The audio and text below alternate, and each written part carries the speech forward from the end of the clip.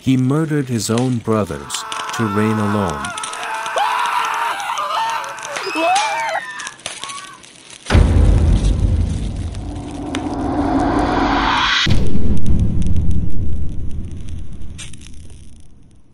In the annals of ancient history, a seductive and enigmatic figure emerges, Cleopatra, the last queen of the splendorous kingdom of Egypt. Her life, beyond the opulent attire and the perfume of roses, is woven with dark and twisted threads that have left a mark on history. In the shadows of her glittering court, eccentricities and cruelties are hidden that captivate the imagination of those who dare to explore the darkest corners of her reign. Her life was marked by love, war, betrayal, and death. In addition to her legendary beauty, she is also remembered for her eccentricities and cruelties.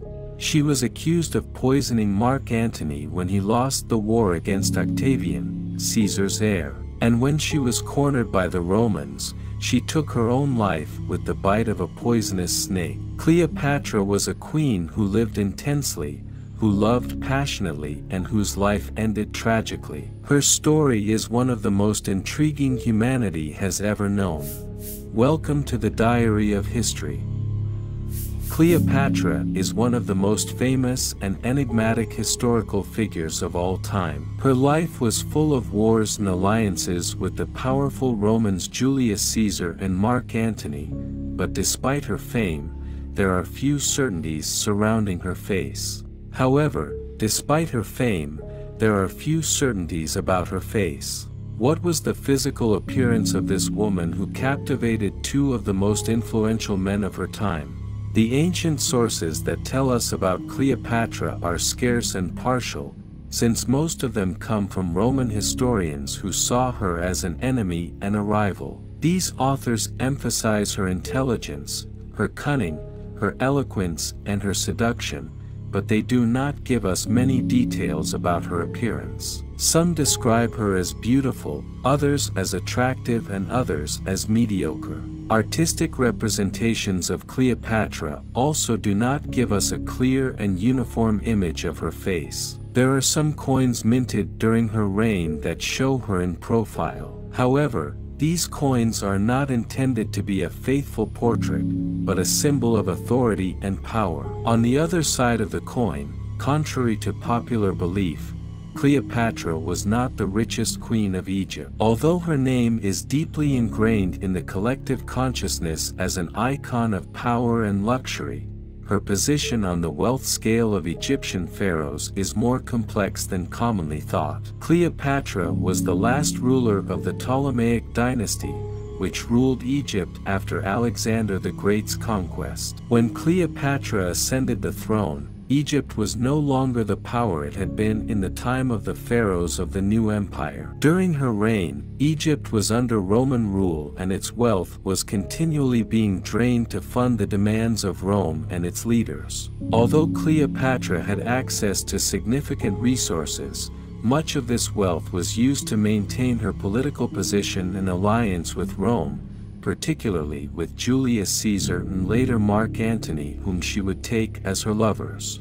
The sovereign was not satisfied with her crown. She wanted to be considered a goddess comparable to Isis, so she made her subjects worship her and worship her, just as Caligula did in his time. Being a goddess, she could not afford to age, so Cleopatra bathed in donkey's milk to keep her skin soft and smooth. According to some sources, it took about 700 donkeys to obtain enough milk to fill her bathtub. Furthermore, in Egyptian culture, milk had a sacred significance and was associated with the goddess Isis, who was considered a protector of royalty and motherhood. Julius Caesar was Cleopatra's first great love.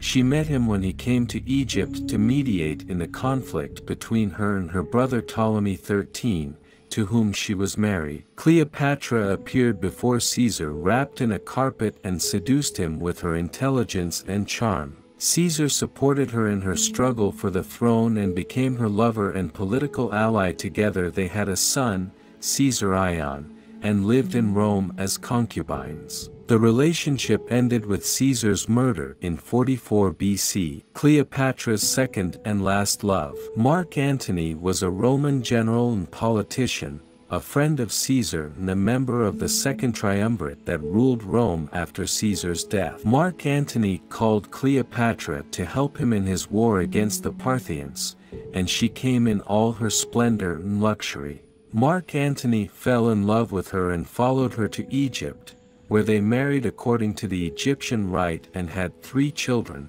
Alexander Helios, Cleopatra Selene, and Ptolemy Philadelphus.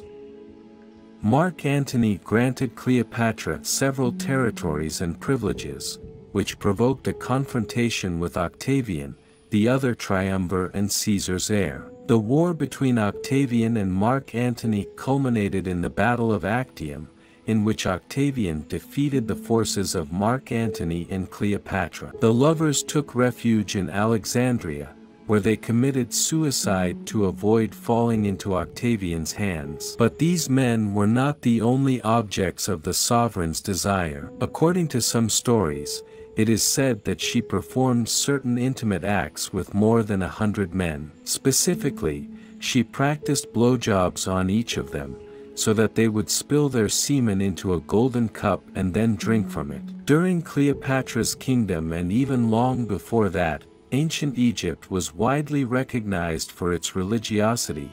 However, it was also characterized as an environment in which sexuality was experienced in a natural and unrestricted way. This allowed for large orgies to take place that were led by the sovereign. Cleopatra is also credited with inventing the first sex toy in history, more specifically, a vibrador, which consisted of a papyrus roll with bumblebees wrapped so that they could slip out. Said roll was used by Cleopatra to soothe her cravings. But she was not only busy satisfying herself. Cleopatra was a queen of Egypt who had to confront several members of her own family to maintain her throne and her independence. Between 51 and 30 BC, she had her brothers and co-regents, Ptolemy XIII and Ptolemy XIV, assassinated in order to eliminate her rivals and rule alone. She also ordered the death of her younger sister, Arsinoe IV, who had rebelled against her with the support of the Romans. Ptolemy XIII was the younger brother of Cleopatra, to whom she was married according to dynastic custom. However, Cleopatra did not want to share power with him and tried to rule on her own. Ptolemy, instigated by his advisors, rebelled against his sister and expelled her from the country. Ptolemy XIV was the younger brother of Ptolemy XIII and next in line of succession. Cleopatra appointed him as her new co-regent and husband, but only as a formality. In reality, Cleopatra had a son with Caesar, named Caesarion, whom she wanted to make her heir. When Caesar was assassinated in Rome in 44 BC, Cleopatra returned to Egypt with her son and had Ptolemy XIV poisoned to get him out of the way. Thus, Cleopatra was able to appoint Caesarion as her co-regent under the name of Ptolemy XV. Arsinoe IV was the younger sister of Cleopatra and also aspired to the throne. When Caesar arrived in Egypt, Arsinoe joined the side of Ptolemy XIII and fought against Cleopatra and Caesar. However, when he saw the situation turning against him, he switched sides and allied himself with the Roman general Aquilus, who had betrayed Caesar. Arsinoe proclaimed herself Queen of Egypt and resisted Caesar's siege of Alexandria until she was captured. Caesar spared her life and took her to Rome as a prisoner to display her in his triumph. Arsinoe was confined in the Temple of Artemis in Ephesus, where she lived under the protection of the goddess. However, when Cleopatra began a relationship with Mark Antony, Caesar's successor, she asked him to eliminate Arsinoe. But she would later pay for all these atrocities. The death of Cleopatra is one of the most dramatic episodes of ancient Egypt. According to the most widespread version, Cleopatra committed suicide by letting herself be bitten by an asp, an Egyptian cobra, which would have been introduced in her mausoleum inside a basket of figs. This is how the Roman historians Plutarch and Dion Cassius related. However, there are other versions that affirm that Cleopatra was poisoned with an instrument or a toxic ointment, which would have been given to her by an Egyptian healer named Olympus. Be that as in any case, what is certain is that Cleopatra died on August 10 or 12, 30 BC, at the age of 39 years old. Along with her, her two maidens, Iras and Charmian, also committed suicide. Her body was found by Octavian's soldiers, who saw two small wounds on her arm. Octavian allowed Cleopatra to be buried next to Mark Antony. Cleopatra's death marked the end of independent Egypt and the beginning of Roman Egypt.